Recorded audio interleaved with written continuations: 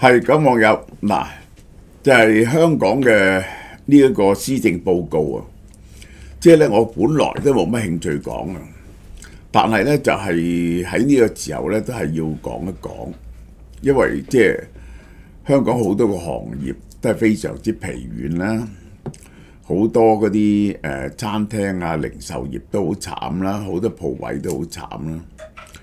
究竟呢個特區政府睇唔睇到香港嘅問題嘅咧嚇？你睇見佢提出嘅政策咧，全部都係不痛不癢嘅修補政策。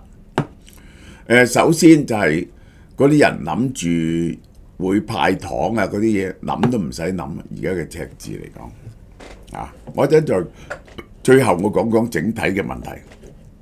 好啦，嗱呢一隻最新嘅大減價嚟㗎嚇。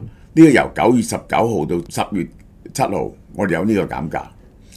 呢一隻嘢咧好好賣嘅，190蚊呢個甜瑞樂，因為佢係促進褪黑激素生成，呢個天然嘅呢個安眠藥，就令到亦都係增強你嘅免疫系統啦嚇。咁咧就係133蚊啫喎，係冇抵133蚊，周街都買唔到呢個褪黑激素呢個褪黑激素。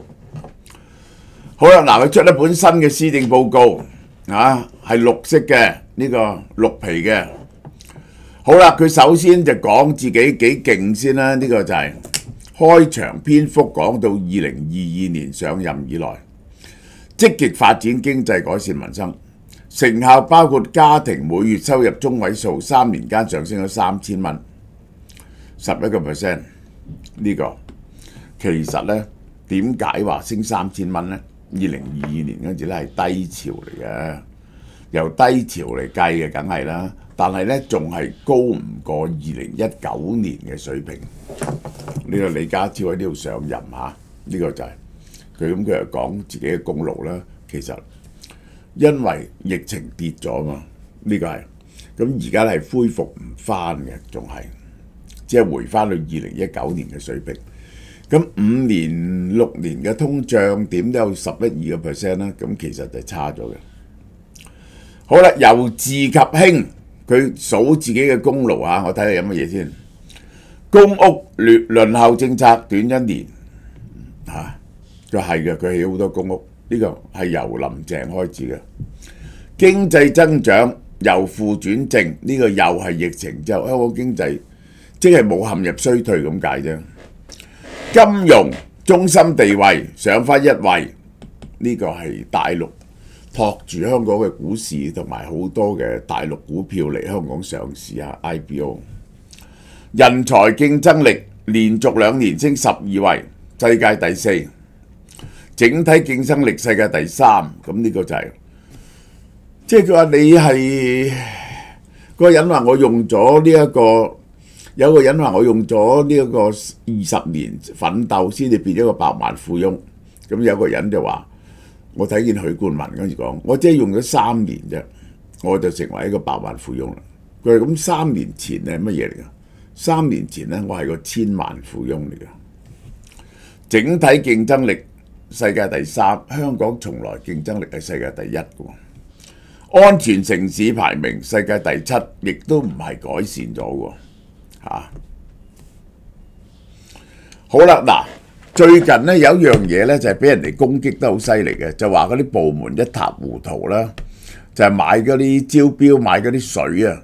嗱，首先佢已經炒咗楊潤雄哋幾個，然後咧招標買咗啲山寨水翻嚟，咁於是咧就有整出呢個部門首長責任制做門口，然後咧佢又整個佢係學咗習近平嘅。整好多組出嚟 ，AI 效能提升組，由政務司副司長任組長，叫政府部門用 AI 技術，呢一個係然後又有個人工智能研發院，但係咧香港係買唔到先進嘅 AI 晶片喎，呢個就係咁點咧？咁咪用呢個咩咯？用星騰晶片咯，睇下點。部門首長負責制即係話咁嘅，如果有問題咧，就要調查個責任係由如果普通事件咧，部門首長去檢討；如果大鑊嘅咧，呢個第2級嘅咧就由專為設立特別調查小組。香港香港一向嘅系統係點呢？佢分為兩種嘅，就久唔久就有行政效率嘅調查啦。香港每出一個嚴重問題呢，從來都係揾一個大法官，揾個大法官級嘅人嚟到組個調查委員會，做個公開聽證，任何人都要作證嘅，然後出一個報告書，由政府決定點樣跟個報告書，令到嗰件嘢再唔發生，再唔會發生。佢而家呢個呢，係個威力係遠遠不如以前特區政府或者港英政府嘅調查委員會嘅。好啦，嗱，佢話咁，佢話首長要為自己嘅部門負上責任，咁啊負上責任係點啊？公務員為自己嘅表現問責，自己有真正犯錯嘅責任，唔可以有任何責任推卸俾佢哋。咁你究竟點啊？譬如買咗冒牌水，咁呢個陳家信係咪要炒魷魚呢？佢唔會喎，呢一個新機制咧就未成立，舊機制咧已經好有效噶啦，存在問責噶啦。咁點解要整個新機制？如果部門首長係遵從司局長嘅指示，最終政策出現失誤，部門首長係唔係要受罰？新機制係唔係高官卸責制？下級人員呢，只係要承擔自己真真實實做錯嘅嘢，唔會有任何責任可以推卸俾佢哋嘅。呢個即係佢話咁樣啊，尤其是呢一個係嗰個部門首長自己調查翻啲問題，咁佢好容易將啲責任呢就呃咗俾下屬嘅。施政報告提及嘅部門首長制，佢呢就好似佢咁佢覺得我做特首呢做指揮要求官員呢成班友呢一齊表演，我未必識拉小提琴，但要求識拉嘅拉得最好，加埋就最好嘅交響樂啦。你唔好亂點人就得噶啦，呢個就。如果佢打仗，佢要大元帥就管將軍，將軍咧就管好啲將領。正如政府有咁多公務員，一級級管落，呢啲好 basic。佢講呢啲 concept 係好幼稚嘅 concept， 係完全冇講到點樣去提升嘅效能。而家唔係咁，而家其實係一定要 initiative 由下邊提出。呢個係扁平架構，而家講呢啲嘢噶嘛，佢完全唔講呢啲嘢。喂，超過嘅聽君一席話，如聽一席話講完等於冇講。命令大家部門首長責任制就出問題嗰時揾出責任，平時大家 keep fit 強身健體，27幾個部門 fit 到咧都有6嚿胸肌嘅，可以出席奧運。講下得呢個就好啦。嗱，佢問佢對於嗰啲問責官員滿唔滿意呢？佢係呢一個，佢就話滿意，但係呢，佢哋炒咗個楊潤雄同個林世雄呢個就係好啦。其中一個大問題就係呢個香港發展嘅問題啊。香港發展嘅問題呢，我係7、8年前講呢一個明日大嶼一定瓜嘅，結果明日大嶼瓜咗。但係咧，北方都會區咧係冇得唔發展嘅，因為呢個係政治任務，等香港同大陸咧同大灣區咧連結，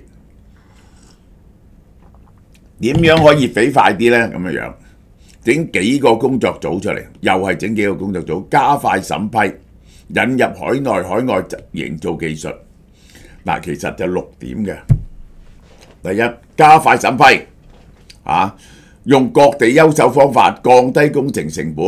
學用大陸人去起，呢個係好快，呢個係用佢哋嘅方法起，唔使香港規矩，咪好快咯。成幅地特區一幅地開發。等市場參與，入邊咧市場鋪位乜嘢都有容許北部土地業權人交回政府計劃徵收嘅土地，呢個就係冇提出具體辦法。即係交回政府，我舉個例，乜嘢叫具體辦法呢？就係嗰陣時港英政府嘅 Letter B 同 Letter C 呢個就係你有一個計劃出嚟，試點式推行呢一個分階段開發，吸引企業進駐匯聚人流，落實長遠發展。試點形式整啲地方旺起上嚟，希望吸引人哋入去。靈活批撥土地，推動企業落戶同投資。咩叫靈活批土地啊？即係咁又得，咁又得啊！按實補價，降低補地價嘅成本，即係補地價成本好低，減低，而家都唔值錢啲地。開展換頭土地用途檢討，不停檢討。好啦，明日大嶼不宜推進，玩完呢個係我同財政司長都接落，根本冇錢起呢個。嗱，我講到房屋問題啊，呢個係真㗎。其中一個理由咧就係咧，咁樣增加呢個公屋咧，係嗰個私樓啊，係一定買唔到嘅。2026年至27年5年起189000個單位，5年每年係5年3.79啊，每年37900個單位。如果住2.5個人呢，就係10萬人。香港冇咁多人住，咁樣搞法呢，就係大概係10年內就會清晒嗰個公屋輪候冊的名單。因此呢，佢又將綠表啊由46咧變咗55。綠表係俾乜嘢呢？更多嘅公屋租戶變咗業主，將公屋單位攞翻出嚟。白表配額又增10個，達到7000個。新增配額嘅一半會優先俾40歲以下嘅青年家庭及單身人士，呢個真係而且咧配樓嘅數咧一定要多過實際配出嚟嘅數，因為有啲人揀唔到單位喎。提升居屋同律置局大單位，起更加大嘅樓，不但止數量多，嗰啲樓嘅單位仲要大。準嗰啲人賣15年降到10年，長者業主換樓60歲以上，即係你有啲大單位，可以喺第二市場出售單位咧，免補地價、免補價買翻一個細啲嘅單位。呢樣嘢咧係話咗會推行嘅，但我唔知佢點做。目的長者獲得額外現金作為生活費同時釋放市區或大單位俾有需要嘅法庭。如果市長肯換一個細啲嘅單位，啲長者呢就會俾啲現金佢嘅。民建聯話將嗰啲公屋賣出，唔接受，打咗柴。好啦，講下香港人口嘅引入嘅問題呢個係香港嘅一個大問題。香港嘅人口而家每年咧生 BB 咧得3萬人，香港生 BB 係世界上最少嘅，呢個就係有23萬人嚟咗香港。呢一個係高才通計劃續簽得55%，佢點解好似好好咁？呢個係非常少嘅事，即係嗰啲高才通嚟咗香港咧，有45%人咧唔續走 Q 咗。佢哋95%收入咧係高過香港人嘅中位數2萬幾蚊，50%咧係高位數咧1倍嘅，有50%係每年為香港帶嚟340億嘅經濟貢獻，相當於 GDP 嘅1.2%。人口結構影響，香港嘅人才入邊70%喺40以下，有助應對人口高齡化嘅限制。政策方面咧，繼續推行人才政策，吸收多啲人才翻嚟。好啦，至於投資者入港係點咧？咁放鬆咗，可計入金額咧由1000萬變咗1500萬，因為咧咁嘅嗰個非住宅就可以計1500萬，住宅計1000萬。買住宅唔需要買到5000萬，買3000萬。整體喺香港投資3000萬，其中你買地產，你買個5000萬嘅樓套咧，嗰度咧就計你1000萬，即係咁樣嚇，有助一手豪宅去庫存啊，咁樣係。好啦，股票市場提出乜嘢出嚟咧？我覺得都廢柴。主板上市制度嘅結構性產品機制，同股不同權 A。就係同股不同權，呢個就係當初呢一個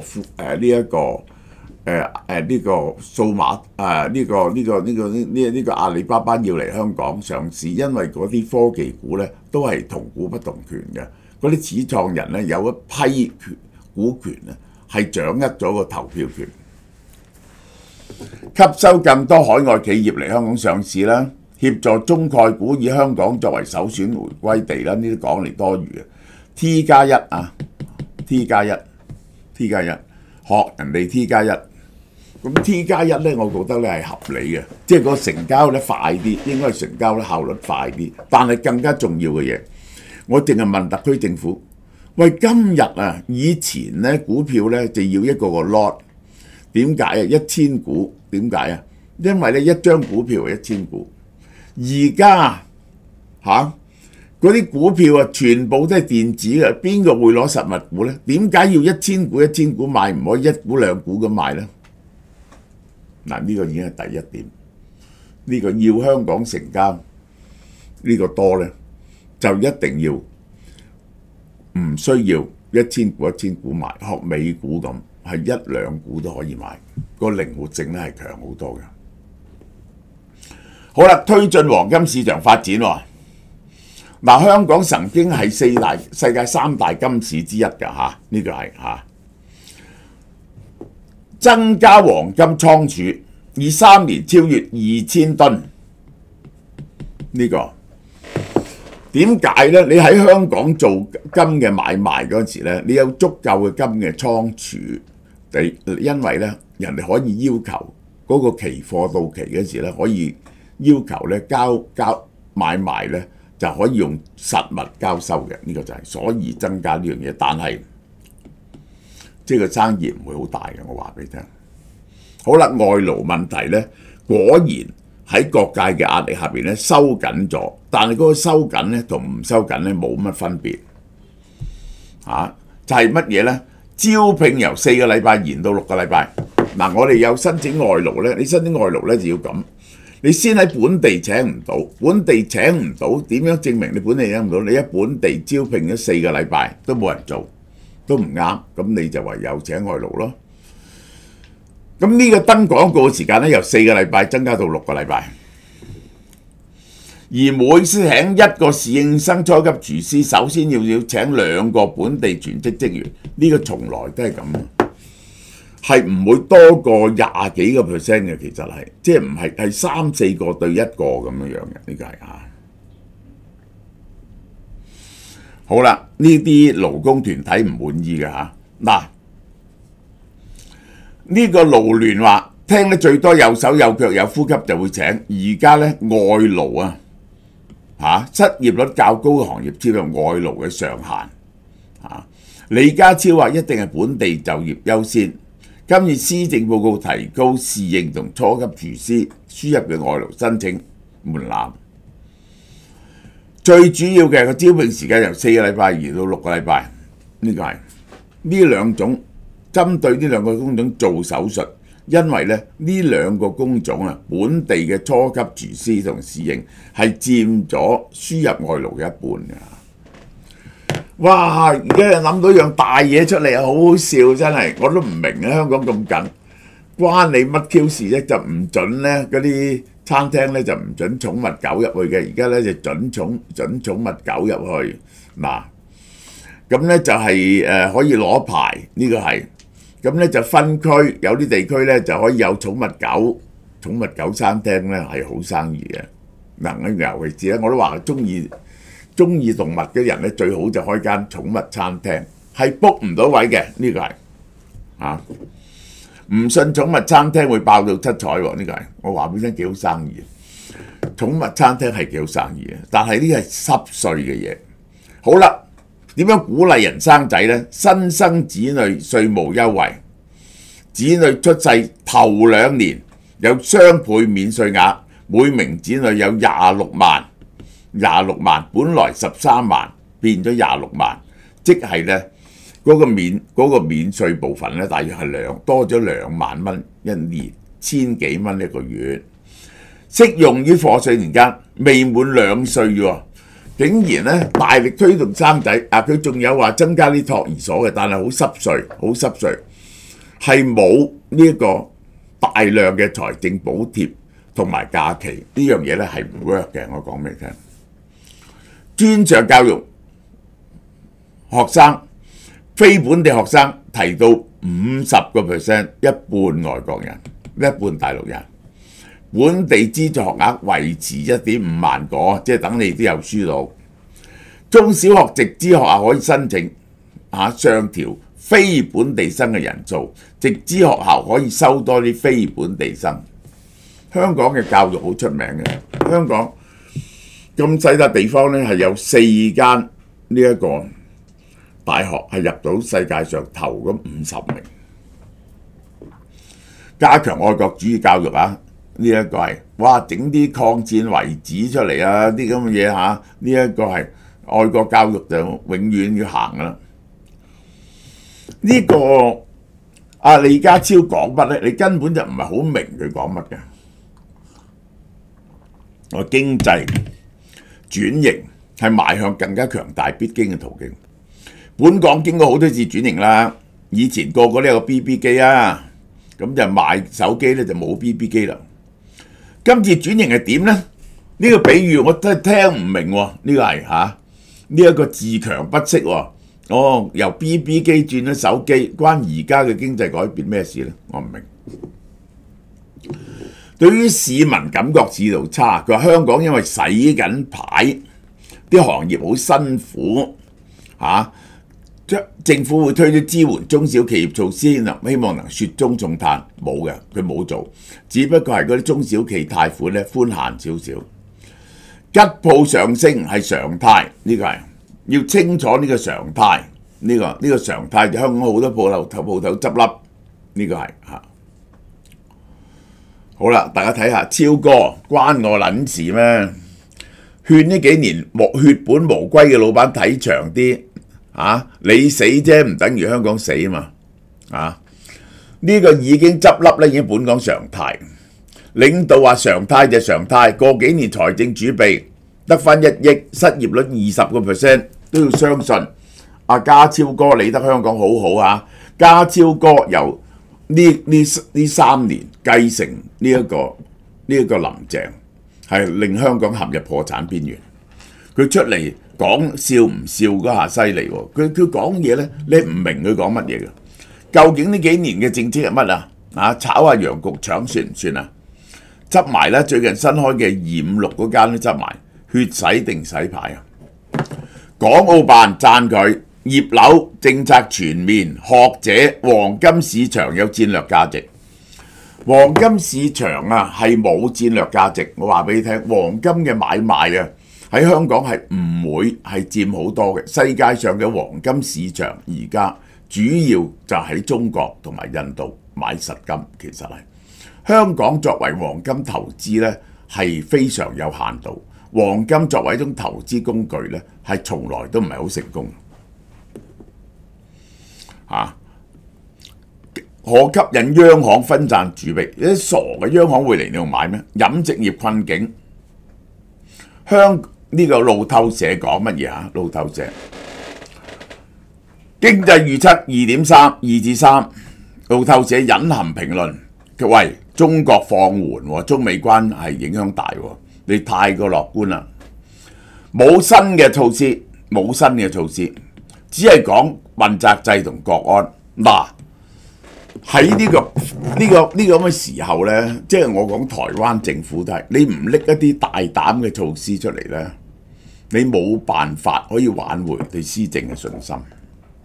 聚焦黃金交易、綠色金融、醫藥產業、航空循環等新興領業，呢啲咧係攞嚟講嘅嘢，係唔適合香港做嘅嘢。香港定位為中國企業走向國際嘅樣板啊！而家香港嘅角色咧已經變咗大陸嘅普通城市，大陸受人制裁，香港又受人制裁，咁點做對外嘅橋梁呢？改善住房收入長者照顧青年前景，住房上薄弱，民生回應不足。社會政策准許隻狗進餐廳，24萬戶養寵物，強調24萬養寵物家庭嘅消費接力，係幾有趣，但係好細。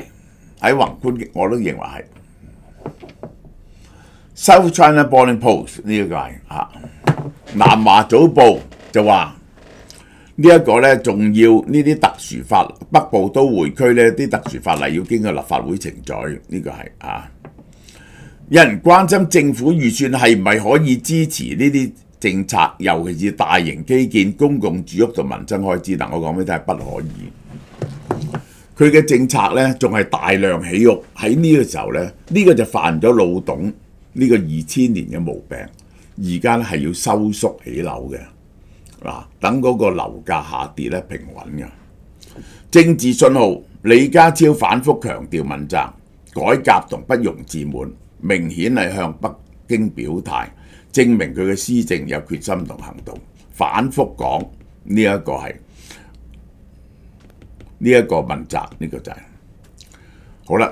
我再講一次，香港嘅問題，第一就要挽回居民嘅信心，呢個就一定唔可以。北京要做啲乜嘢呢？香港呢就做到+01。大陸嗰啲地方政府咧，就知道有聲，知道中央邊啲嘢係認真嘅，邊啲嘢唔認真，識得有輕重。呢一個咧係新執翻嚟嘅仔，香港。總之上面有人話做咩咧？佢哋做到+01，結果香港嘅政策執行出嚟咧，尤其是國安咧，係比國內更加嚴厲嘅。嗰啲外國人唔敢嚟嘅，呢個好大鑊嘅。呢個第一個問題你唔 address， 呢個就大鑊。第二個大嘅問題咧，就係你唔面對呢一個香港嘅赤字問題。你睇下成個施政報告冇講到點樣開源，點樣去呢一個節流，點樣令到香港嗰個赤字唔會令到香港嘅經濟崩潰。今年香港嘅赤字咧又2000億，我問你，你可以支持得幾多年？第三，香港經濟，如果你揾唔到條新嘅路線出嚟呢，仲係炒啲咁嘅舊料呢，其實已經係奄奄一息，冇一個指到個新嘅動向出嚟呢，香港係冇得改善。有啲可以急救嘅嘢，你又唔敢做。舉個例，我舉個例呢個陸地離境稅，香港人如果陸地離境要納300蚊咁樣呢，咁香港嘅消費就會好翻㗎。但係佢驚得罪大陸。唔會做。香港曾經屢次係世界呢個貨櫃碼頭第一位嘅，而家跌到10名以外，係俾大馬嘅巴生港超越咗，死到臨頭，李家超都唔知㗎。好啦，有新嘢7折呢一隻而家減價俾大家，新保健產品韓國 Formbio 嘅腸道輕盈酵素 Formbio 腸道輕盈酵素。主要由法羅小麥提取。法魯小麥係一種未混種過嘅古老穀物，源自意大利，營養含量極高，含有豐富嘅蛋白質、纖維、維他命 B3、鎂、鋅、鐵。法羅小麥咧被稱為被時代雜誌列為世界上50種最健康嘅食物之一。比較營養成分。膳食纖維咧就比白米高342%，比香蕉高295%。蛋白質比白米高214%，比香蕉高600%。法羅小麥製造嘅酵素主要嘅功效在於促進消化，增強腸道健康。佢能夠幫助去宿便，促進消化吸收同代謝，增強腸道健康，使腸道更加輕盈。韓國 FormBio 腸道輕盈酵素含有澱粉酶及蛋白酶。澱粉酶係一種消化酶，主要功能係將碳水化合物分解成為較少嘅糖分子，好似葡萄糖，以便身體吸收利用。